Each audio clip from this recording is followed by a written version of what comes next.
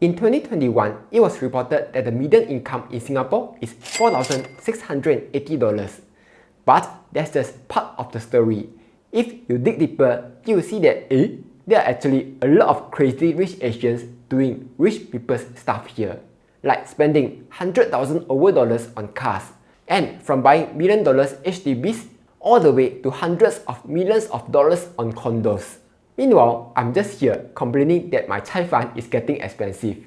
However, on the other spectrum, there's also quite a number of people who are earning less money than the median income and is having trouble paying for things that we take for granted, like paying the bills or just putting food on the table. This is called income inequality, where the rich are earning a ton of money, while the poor, not so much. In 2010, the income difference between the bottom 10% versus the top 10% was around $9,300. 10 years later, in 2020, the gap has widened to $12,840.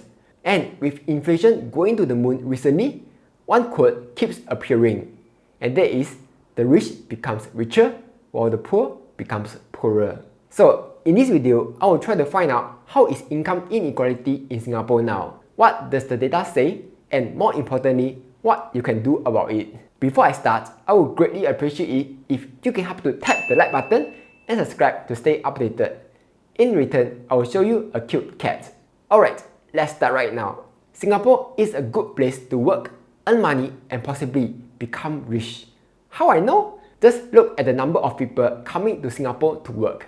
Last year, the number of non-citizens working in Singapore makes up about 40% of the population. And here's a fun fact.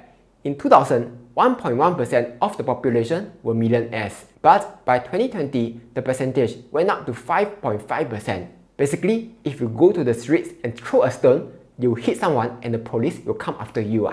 But that's not the point. The point is, in 2020, there's 1 millionaire out of every 20 people. And it won't just stop there. HSBC estimated by 2030, the percentage of millionaires in Singapore will go up to 13.4%, the highest percentage in Asia.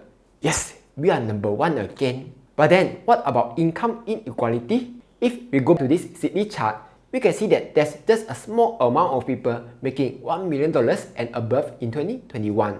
But the impressive thing is that they contributed the most tax out of any income group. Best of all, this doesn't include income from investments because Singapore doesn't have any capital gains tax. So it's very likely that they are making even more money than is shown here. A while ago, Credit Suisse estimated that 73% of Singaporeans' wealth is owned by the top 20%, while the bottom 20% owns just 1% of the wealth. Now, we can measure income inequality in many different ways. It can be how much money you make, how many chai fan you can buy, or how many iPhones you have. I'm talking about you Apple fanboys. Sydney found different wealth distribution charts of different societies. Type A is where income inequality is the highest. The elite are at the top, while most of the people are at the bottom. Type E is where income inequality is the lowest, where many people are near the top and only a few are at the bottom. So Singapore belongs to which type? If we put them side by side, Singapore's chart is quite similar to Type C, where income distribution is like a pyramid with a few people at the top and most people are at the middle or bottom. Or in other words, income inequality in Singapore is not too bad, but not too good either. Just ngam somewhere in the middle. Quick pause, let me share a quick message from this video's sponsor, Weibo. This month, Weibo has further improved their sign-up bonus to $130 worth of free Tesla shares. All you'll need to do is deposit at least 2,000 SGD into Weibo, make one buy trade on either US stocks or US ETFs, make another buy trade on US option, while maintaining a 2,000 SGD net account value for that 30 days, and you will receive all your rewards. So if you are interested, you can sign up with my link down below. With that being said, let's get back to the video. Now, the official way to measure income inequality is actually to use something called Gini coefficient. The math behind it is a bit complicated, but what you just need to know is if the number is 0, then there's no income inequality. Basically, you, me, and Gupta-san all have the same pay. On the other hand, if the number is 1, then it's the highest income inequality. So what is Singapore's Gini coefficient? In world economics, the data is inverted. So 0 means highest inequality and 100 means perfect equality. The country that scored the best is Slovenia, while Singapore's Gini coefficient index is 65, last measured in 2019, which is actually quite comparable to countries like Taiwan, Australia, and UK. Or again, Singapore's income inequality is average, not the best, but not the worst either. A report by World Economic Forum had a similar conclusion. While Singapore's social mobility is outperforming its Southeast Asian neighbours, it ranks 20th out of 82 countries surveyed. If you don't know, social mobility just means how easy it is for you to go from being poor to become less poor to become rich boy.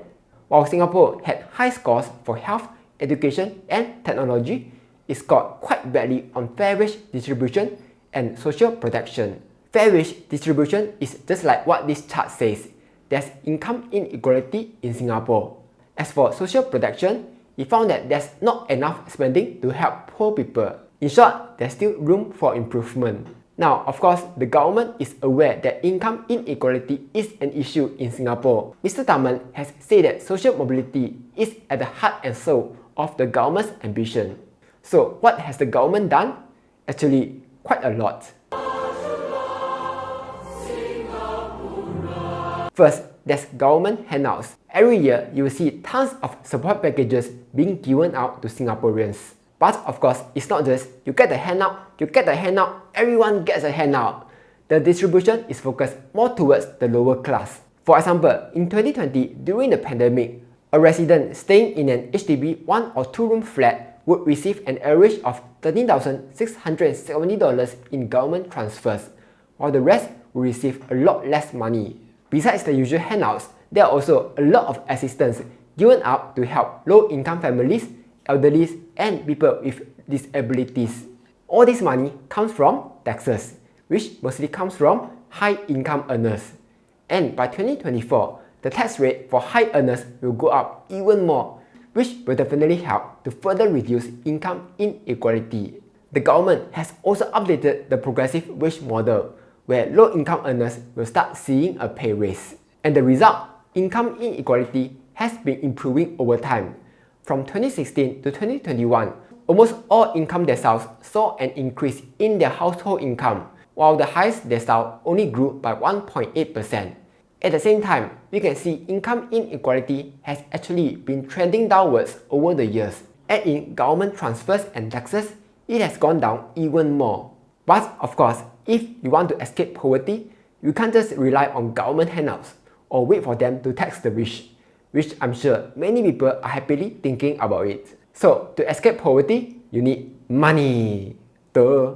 Okay, I know it sounds stupid, but hear me out. The reason rich people get richer is because they have money working for them.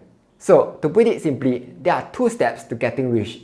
First, find money. There are lots of ways to do so. You can try stuff like dropshipping, video game streaming, or even start a YouTube channel pretending to be a finance guru. But the easiest way to do so is by getting a higher education, whether it's by going to university or taking a course. Totally up to you. That's because the higher your qualification is, the more that you will earn.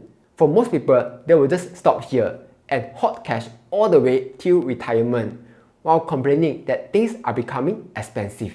But if you truly want to become rich, you will need step 2, invest your money. By not investing, yes, you are guaranteed not to lose money in stocks, but you will lose money to inflation. As the woke salaryman puts it, if you are not investing, you will forever lose to inflation and remain poor. But if you start investing your money, you will have a chance to become rich. I won't talk too much about this because I've talked about investing in so many videos. Talk until my saliva also dry.